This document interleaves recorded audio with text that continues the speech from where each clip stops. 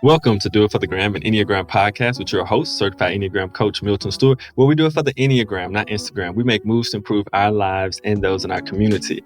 I am so excited to be here. If you could see my face, I have a really big smile on because the guest I have today is none other than Kathryn Grant.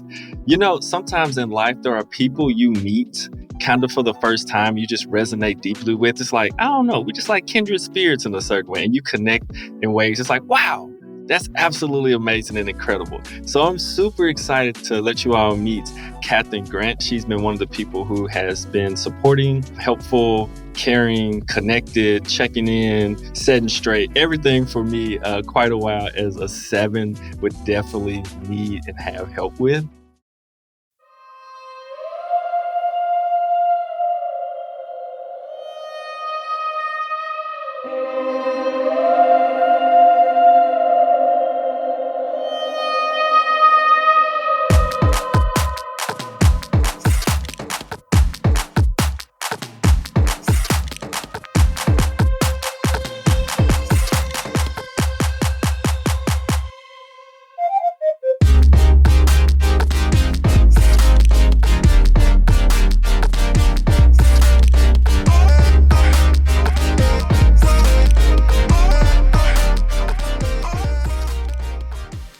Finding help for your mental and emotional struggles can be challenging.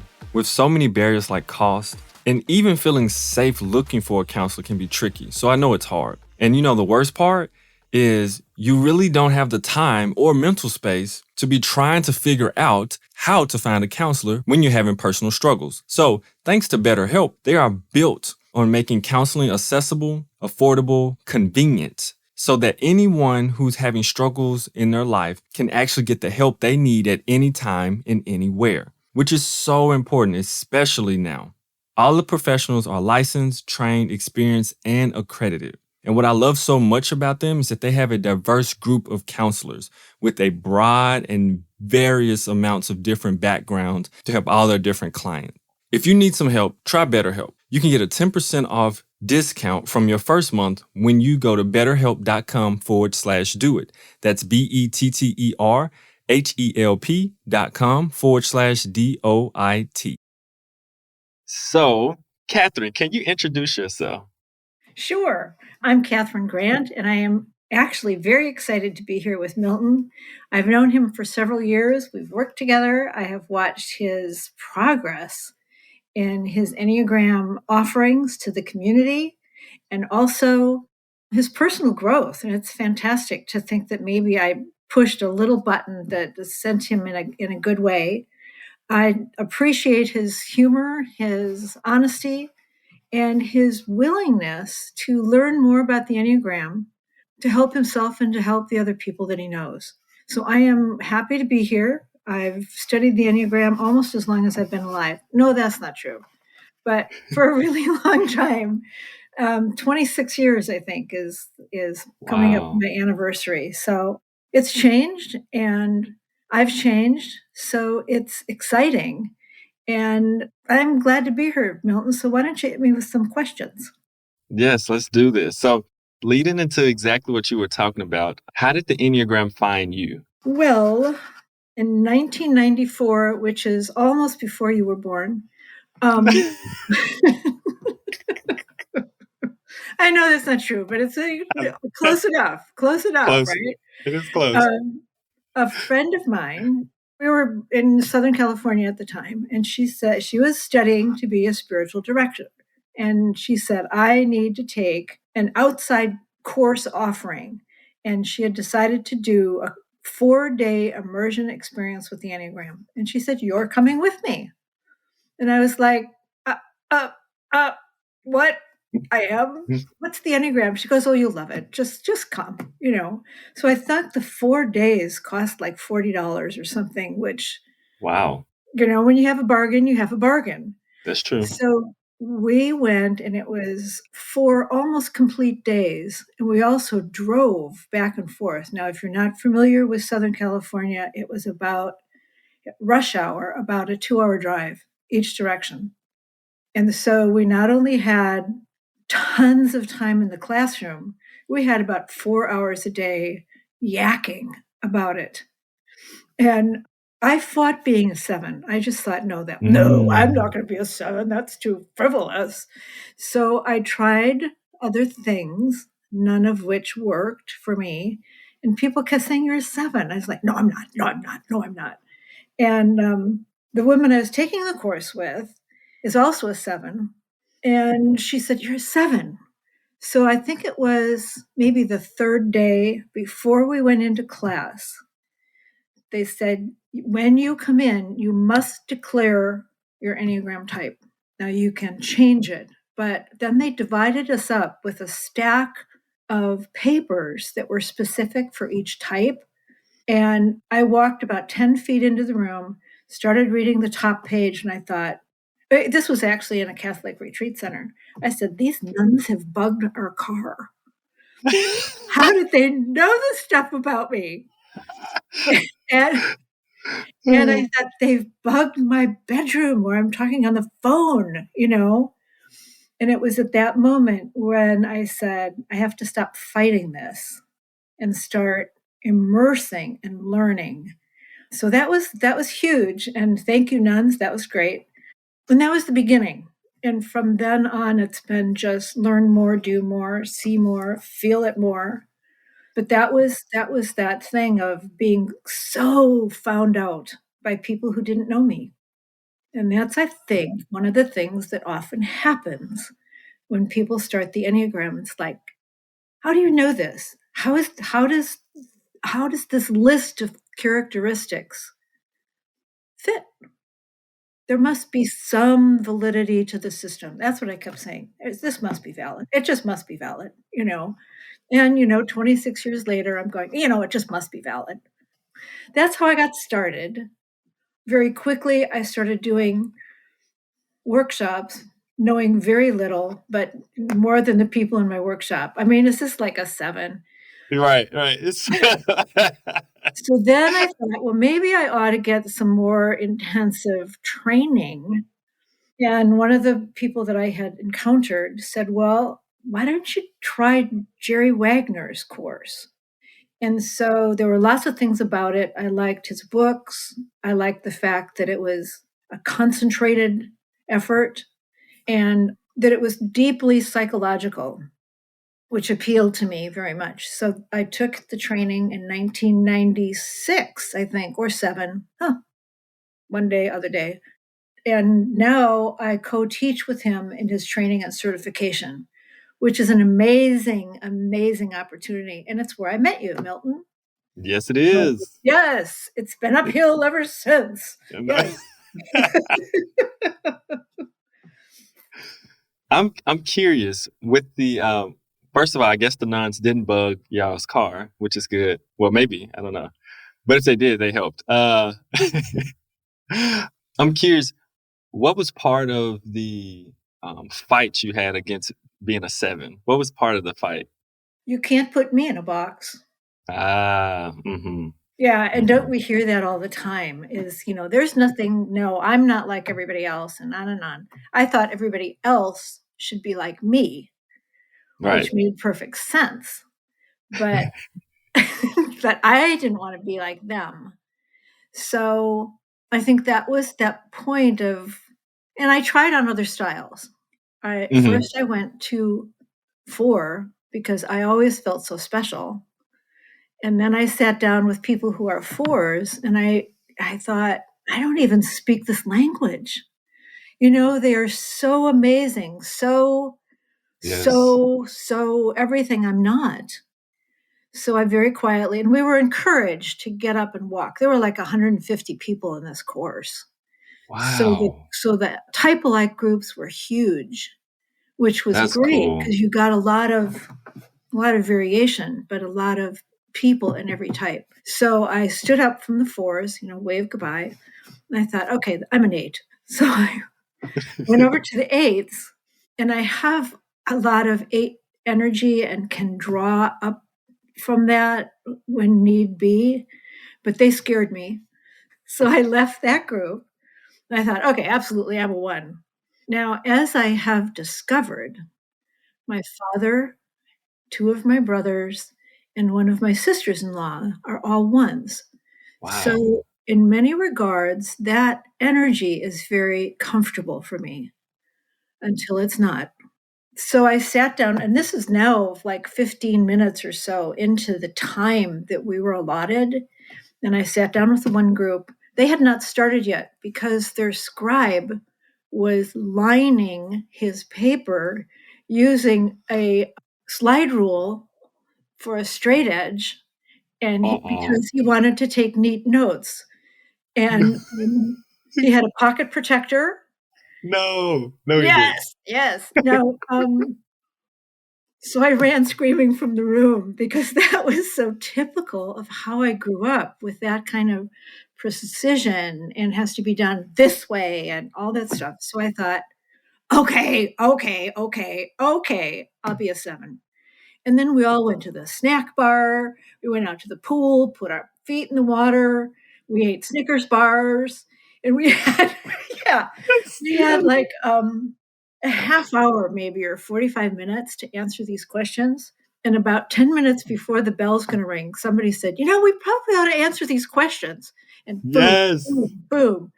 The whole group of 7s just came at it, got the whole job done.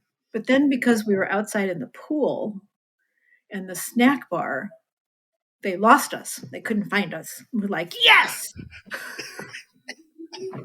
So those are the kinds of things that both set me apart from the styles that are really not mine, and help me to begin to find and address some of the issues of 7ness that I really need to wrestle with. And it seems kind of light, whether or not you like Snickers bars, but it was a start for me. And so I can go deeper and deeper and do other kinds of things. But yeah, that was fun. Mm. And they kept saying, in the group, they kept saying, these are men and women religious. And I thought, okay, I don't know what that means. So they were mostly priests and nuns. And my 7 group was so much fun. I thought, oh, this is great. And then I found out they're all priests. The nuns were from around the world, and we were all 7s. Yeah. It was Oh it my was goodness. wonderful. It was a wonderful push into deeper Right. understanding of what was going on.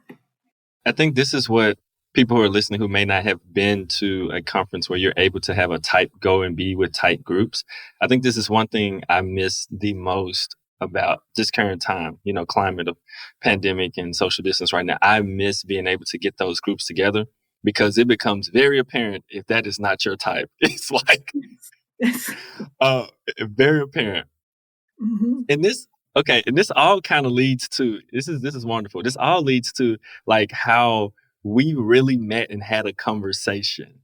So so there's a lot of things going on. So with the spectrum Enneagram, I was learning from Kathryn and Jerry. And first of all, I don't know if people understand how my 7 manifests itself sometimes in classes, but I'll let you tell a little bit about that in a little bit.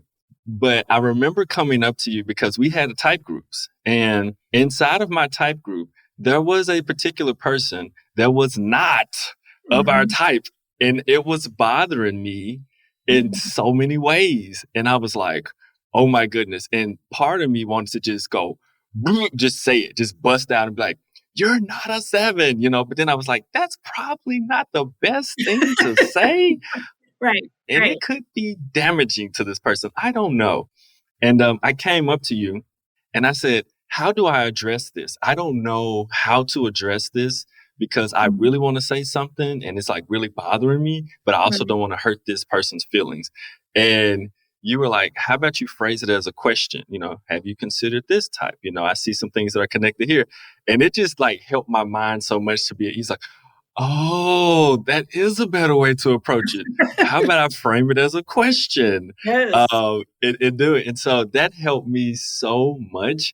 But I just love because I was able to like it's like you understood me. And I think that's what I appreciated the most. She was like, I get it.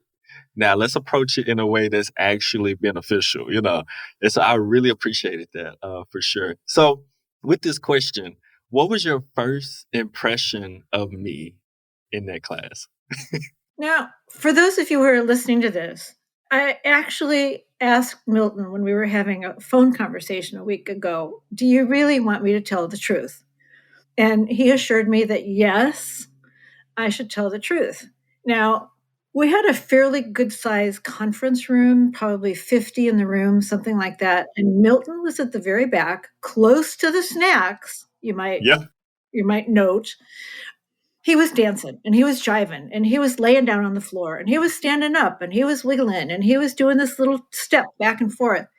Now, I don't think people noticed it, but I'm at the front and I'm trying to, be sort of the expert here. And there's this guy in the back who's just going nuts. And so I finally just thought I have two choices. I can just relax and go forward, or I can go back there and slap him around. But I did notice that there's a difference in our height, um, and and Just a probably little bit. athletic ability. Yeah. So maybe going back and slapping him around was not the best tactic. So Milton settled down, I settled down. We met several other times in other situations. And I think we've come, both of us, to a realization that we had that experience so that we can be here for the other in a real honest way. I get it that it's hard for Milton to stand still. I get that. And it's hard for me as a mother and grandmother to not want to go slap him around. I get it. But that's not going to accomplish anything for the two of us. So it's been really good for us to appreciate and support the other for who and how they are, rather than bring forward all of those rah, rah, rah, rah kinds of things. So that was my first experience of Milton. It was so interesting. I just remember at this time I would say, well, I definitely would say I wasn't as somatically aware or had the tools and resources yet to work with my somatics, because I remember I was definitely super, super wiggly, super dancing, super laying on the floor. And a big part of it was like I was ready for more material mentally. Like mentally, I was like, come on, let's go to the next thing. And so someone would ask a question that would slow down things, in my opinion, that Yes. I was like, maybe they should already know this answer. But, I am not them. They are not me. So, so, so it was a lot of sevenness like going on. And so in order to not be distracting, one, I sit in the back of the class. Two, I'm self-pres, so I want to be near the exit and the food. So it's both of those, like protection and can I get some food real quick? And Right. also, I don't want to distract people because I know I'm going to be moving if like I'm not mentally like super stimulated. So I was like, oh my goodness. So that was a big part of the locomotion of my body that I know you and Jerry had to be like, what is going on with this guy? We just felt really, really privileged that you had shown up for us in such a sincere and honest way. Sure, we were. Yeah. We were, I mean, after we were together for 5 days, and True. so you start to have a different relationship with the students in a class, even though there's a bunch of them, and your exterior and behaviors changed, and my responses to them Hmm. changed, and we really, by the end of the week, we were meeting in a whole different way, Yes. understanding each other more. And I thought, yeah, that's a 7, all right. I mean, I can feel it. I can feel Yes. it. Yep, yep. Yeah. When you started speaking, I was like, oh, I like this energy that I'm hearing right now. Oh, it's like, oh, she's a 7. Oh, I'm liking this energy. Okay. Now, now we're moving. Oh, I'm listening. All right. I really enjoyed the change of pace that you brought, because I was like, oh, yes, nice. And I enjoyed the way that you communicated and the way that you present. So that always resonated deeply with me. And it definitely shifted the way that we communicated because, Right, yeah. I was able to calm down some, and throughout it, I asked you different questions. I would come to you, I'm like, I have a question, because I felt you understood definitely what was happening inside of me. Right, right. Yep. Yeah. So I really appreciated that. And something I also want to thank you for here is you checked on me during like last year, 2020 pandemic. We have some of the strongest racial tensions that's been in this country in a long time, and you checked on me. So I really want to thank you for that. Because that meant a whole lot to me, and I needed it, to be honest. So I really appreciate that, most definitely. I was glad to do it. I think very highly of you, and I don't want you disappearing in any way, shape, or form. So I was glad to reach out. I was actually getting my helicopter ready to come and pluck you out of the mess if necessary. But yeah, I Yes, mean, it's what we can do for each other. So you're more than welcome. More than welcome. yes, yes. Thank you, thank you. Are you wanting to share the Enneagram better with those you care about? Are you ready to take the personal growth that you have to the next level, like really transform your life? Are you looking to learn the whole Enneagram and not just a small part? Well, then you should sign up for my 12-week program that meets on Thursday nights and explores the Enneagram in community.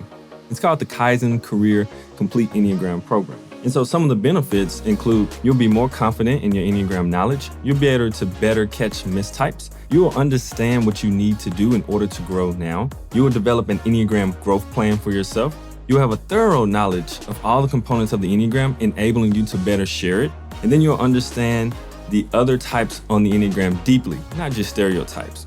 And one of the best parts is that you'll work in Enneagram groups with people from around the country and maybe even the world. And also, last but not least, somatic exercises to help you embody the different Enneagram types. If you're interested in signing up with one of the cohorts that starts in either January or August, you can sign up at kaizen-enneagram-community.mn.co. Once again, that's kaizen-enneagram-community.mn.co. Or you can go to the link tree on the IG of the Do It for the Gram Instagram page. And you can also click the link there to learn more and to sign up. I look forward to seeing you. Have a wonderful day.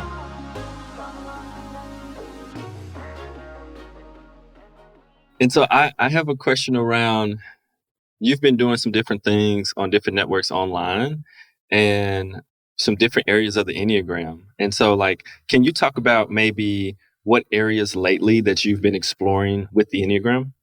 Sure. One of my favorites, and the thing that I think is very profound, is Mario Sikора's work with a new way to look at what is ultimately still going to be labeled subtypes, even though it's totally different than what you and I originally learned and how it happens and all that stuff. But that it's a group of behaviors that keep us safe, keep us, in communication with other people, and to go forward as human beings. That those areas, and I use the verbs. I think they're much more accurate. I use the preserving, the transmitting, and the navigating. And I early on noticed that I was social. But I would read a book and I'd get to the social and I'd think, oh, yeah, like 2 sentences out of this description actually fit me. It meant something to me, were helpful to me. The rest of it was like, I don't do that. That is not me. So when we came around and Mario shared with us, I don't know, maybe 5 or 6 years ago, the idea of social is navigating. And when I heard that word, it was sort of, you ever have that experience where all of a sudden, boom, Yep. there it is. It There all it makes is. sense. Now I've got it. So I think that is a huge contribution to the Enneagram community. And I am looking forward to it becoming a bigger part of people's understanding. I think it's much more accurate and helpful because it's something you're doing, not. Anyway, that's enough. I get myself in trouble when I keep going. So I think that has been a big part for me. The other part is kind of looking at, I don't know how to say this, that it's a, Dale Rhodes helped me with this yesterday in a class, that it's a possibility of a via positiva, which simply means the positive way to go forward. And from my standpoint and my understandings and experience, it feels like potentials, possibilities. How else can I look at this? What can I do differently in a way that moves me forward? And that's not always the impression you get with Enneagram, um, which can be, in Dale's words, and I'm so grateful for him, the via negativa. You were perfect once, now you need to get back to that by dropping things and and I'm out. That doesn't make sense to me. So I think that's a thing that will become a bigger piece of Enneagram teaching and study is how does this really work? Who are we really? How much is instinct? How much is genetic? How much do we have control over? I read a book it's probably a month ago, and I read it like overnight because that's the kind of reader I Wow. am. Oh, yeah. We get excited. We will go in. Yeah. And it's called The Nine Sapiens.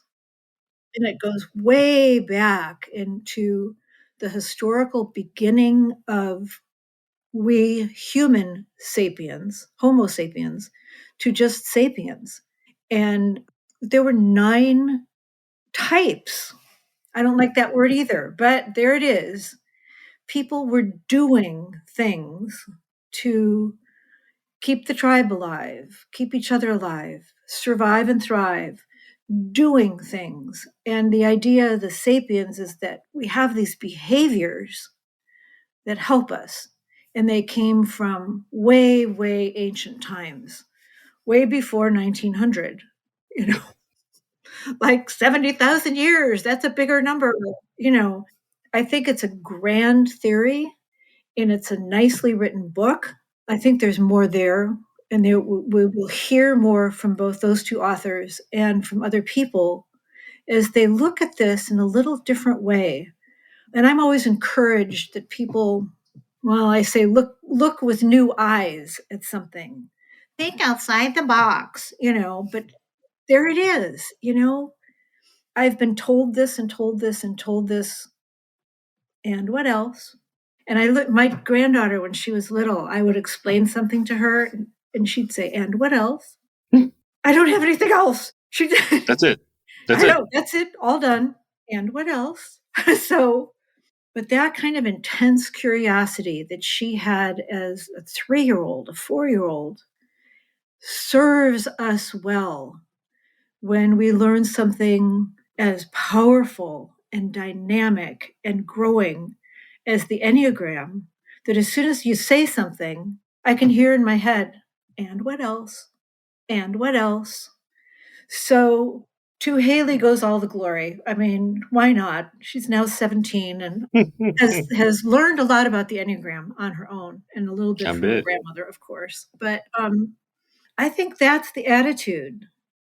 How else does this really work? Do we need to stay right here with what has come down to us? Yes. And what else? Because as we learn more about physiology, about brain chemistries, about histories, about all those things, we need to, in my opinion, we need to incorporate that in what we know, what the Enneagram holds for us, and how we help other people to learn from it. So that's kind of my biggest kick right now is, and what else? Yeah, there's another book that's very interesting. The seven things about the brain that we don't know, that are new discoveries about the brain. And I thought, well, that's going to be a little technical. So it took me 2 days to read that. I know. But there's interesting things in there that we've been handed this concept of the brain and the mind and how does it work and everything. And it's like, okay. And this is like, well, how else? Is this really true? Let's look at it again. And I think maybe that's becoming my mantra more than anything else is how else can we look at this? And it is ancient wisdom. I teach Yes. I teach a workshop on a book by Homer, the Odyssey. That's a long time ago. And he did not necessarily know the Enneagram. I'm certain he didn't, but he understood humans and the way they go and how they get through life, and wrote this incredible poem about Odysseus and his trip home from Troy. And it still makes sense today. It is a wonderful, wonderful book written by Michael Goldberg, my friend, and colleague sometimes when we actually talk to each other. But I use his book a great deal. And because it is so amazing, and people are amazed at the story and how we show up in that ancient story. So that's kind of what I do. Yeah, that's not a little bit at all. I love it. I absolutely love it. That is Yeah, and I had to take a breath, so I had to stop. it's so juicy. Go ahead. So the other thing I do, can I say more, or do you have a question? Go ahead. Go ahead. Go for it. Okay. The other thing I like to do is to tell stories, short encapsulated stories that are either fairy tales or myths or from different cultures or from our culture, that show people caught in the kinds of things that the Enneagram points out to us, and how they get out or how they get super stuck. So, oftentimes a story gives us a different kind of wisdom, a different kind of thing we can look at. I have, a list of 15 favorites, which doesn't sound very much like favorites, but For 7, it is. that's right. I'm just getting started. Thank I know, you. right? That's right. I actually have 35, but I didn't want to say that big a number. Myths and fairy tales. And, I did a thing, the Three Billy Goats Gruff, which some of us in the United States grew up knowing or hearing or whatever. It is actually a Norwegian fairy tale myth. And it makes a lot of sense because there's a lot of bridges in Norway, and maybe a lot of trolls. I don't know. But anyway, I've never been to Norway, but bringing that idea of the goats had to get over that bridge to survive. The troll said, "Not on my watch." And so how did they deal with that? And the story and the challenge for me is, where is our troll? How do we stop ourselves from going over the bridge and not only surviving, but thriving? So that was fun. But it was at a conference, and people were drawing bridges and trolls. I had troll cutouts, and we were putting them up, and then they explained what they felt was their troll about themselves. What is my inner troll? And I think it's like so many other things, it's just another way to look at it. It's another way to kind of bring it inside here, instead of here it is in a book, which is good, but oh well, let's get the gutsy stuff going. So that's the other thing I am. I'm a storyteller. Oh my goodness. I love this so much. So much came up for me, like while you were talking. How much I remember, I don't know. I was doing my best to be present to everything you were saying. So I don't remember most of the stuff I was thinking. I was like, ooh, ooh, ooh. One of the things I love that you said was just about the different perspectives and asking deeper questions. I messed around and I've been reading a little bit of Gurdjieff for a little bit, and that's just got my mind all in a whole nother place. They talked about, I was reading about worlds within worlds, and I started to think about like our human world, and then like the organizational species world. Then I thought about our planet's world, aka the solar system. I thought about the sun world, the Milky Way. Then I thought about, what about the Milky Way's world? Then my mind was like, okay, that is too far for me right now. Here we go. All right, let me let me turn on the TV or relax or something, because that is literally blowing my mind. But I found it really incredible because it is that deeper questioning, new perspective, looking at it from a different lens. Like, whoa, okay, I've been looking at it from this really small lens, like through a straw, when in actuality, if I just move the straw, there's so much more there that that we can be curious about, we can try out, we can be fascinated, we can start to overlap the Enneagram and all these new scientific studies because they go together because, like you said, and this is what I'm also finding out more and more of, just the ancient wisdom that lies with, since people from beginning of time, the few people who've had it from the beginning of time, blessed enough to pass it down. And so, Right. many of us could be able to access it, pieces of it and be like, oh my goodness. Oh my goodness. So it's not that, I wouldn't even say it's that things just make more sense, but they come together in a way that is, I guess, holistic and unifying, and it's like, whoo, okay, yes. Like I've seen patterns, I've connected things, but I have not, experienced it or seen a word combination that makes it make sense like this. Like, oh, okay, whoo. So I absolutely love that. And I think we talked about this on the last phone call. I'm just at a place right now where words are so interesting. You talk about like using verbs to actually better describe what's happening with specific types. And I've just been so fascinated lately with words, the use of them, either the exactness of them or the Mushiness. the mushiness, because there are certain things, and that's probably why a verb may even be a little bit better to describe it because it's more fluid than very specific. Because humans aren't very consistent and specific, even though we have a pattern, we still can look extremely complex and different at any point in time, even when we say we are for or against or whatever or something. 30 seconds later, 30 minutes later, we can look totally different. And be like, oh, no, I would never. It's like, sure, you just did. Right. You just did. Right. Yeah. So I just find it so fascinating. So I love everything you were just saying. Then about storytelling. So being self-praised or preserving 7. Yes. Oh my goodness. I find it, and transmitting or sexual being my lowest one. When it comes to telling stories, I've just come to a point where I appreciate it more because I appreciate how it connects better. Like you talk about, it connects differently, and it does. It hits at a level that practicality does not. And so to be able to do that is a gift, and it's something that I'm working on because it infuses in a way that I just can't explain with words, to be honest, but you feel it. You don't just like, oh, I can do this. You feel it in a way that shifts something inside of you that allows you to make behavioral shifts, in your life. So, Yes. I just think that's rich. That's, Yeah. Well, and I think we can all, going back to Three Billy Goats Gruff, we can all can identify a little bit with the goats. They have to get over the bridge and they deceive the troll and they lie and they do all this kind of stuff. But do we identify with the troll? mm, How does that come in? How do we do that? And I think stuff like that can just shift. And there's another metaphor, if I might.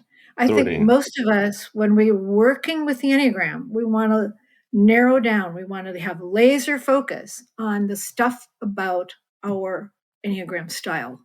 So it's a little bit like taking a telescope and looking through the big end and looking at specifics, the little tiny end, which says, okay, here's all the little things about you. All right, you got it. Next. And if we turn that around and start at the telescope, how it really works, it opens things up. It brings so many more things into focus. So the idea of literally turning your focus around so you can see bigger, you can see more, you can see deeper. And with that, there's more shades of things, there's more depth, and we're less likely, I believe, from that place to get caught in the typing of other people, which I think ought to be punishable by death. But that might be a little severe. Just a little bit. That's not what we're supposed to be doing. Yeah. It's how do we find ourselves? What do we know about ourselves? How do we help other people find out about the stuff that's cooking within them? So, yeah. Yeah. Can you hear my phone ringing? Oh yeah, it's totally fine. It's totally cool. You're so important that, somebody had to call, It's all good. Yeah, I totally agree. Oh my goodness, I totally agree with that. Helping people to look inside, because that is where my goodness, the most amazing, richest, beautiful, challenging, fascinating things is when we really look inside to ourselves. And so helping helping people to be able to develop that capacity for themselves is the gift. I'm doing some work with some organizations, and helping them to look at themselves like it's blended with DE and I work, right? So now we really looking Right. in. Yeah. So I don't know. I love that so much, because that's what it's really about. And it's not about getting constricted to, this is my number, this is my type. And it's like, And you go over there and behave yourself, right? Because this is right. me.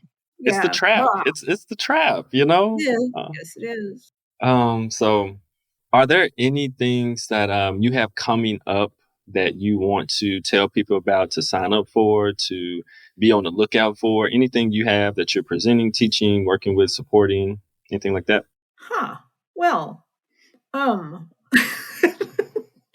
I think the biggest thing that I encourage myself to do, and therefore everyone else who's involved in this, a powerful tool and map, is to stay open. Michael Goldberg talks about one of the myths of Perseus, and he has to go and slay Medusa, who, if you look straight at Medusa, she's going to turn you into stone. So now think about that in terms of your fixation. If you look straight at your fixation, you get turned to stone and you get stuck there and you do it more and more and more and more constricted. But if you look at your fixation from the angles of your two wings, there's great resource there. I know. Ooh, okay then. I like that. All right.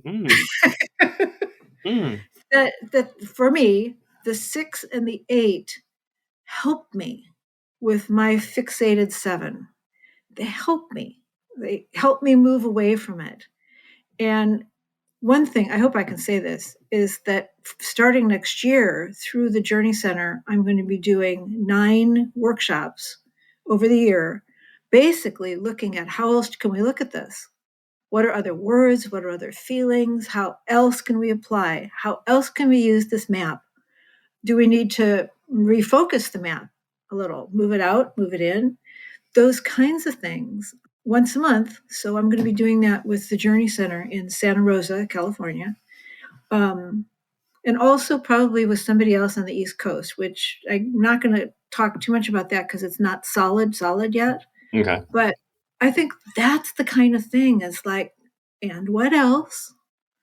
And what else? I think we have to keep growing with the Enneagram, not bastardizing it, not ruining it, which you hear like, well, that's going to change everything. Okay, good. Let's change everything. Nothing's wrong with that if you're a 7. You got that right. Um, so keeping in mind tradition and history and longevities and where this all came from and what else. I think they go hand in hand. And so I encourage anybody who's looking at the Enneagram or teaching it or podcasting it, keep open. No matter how much you don't know it. And see what other kinds of knowing arise in you and how else it can be applied and how else you can help other people. It's really an open book, in my humble estimation. you, you said humble so strong. In my humble, That's right. make sure you get that. Yes. And it.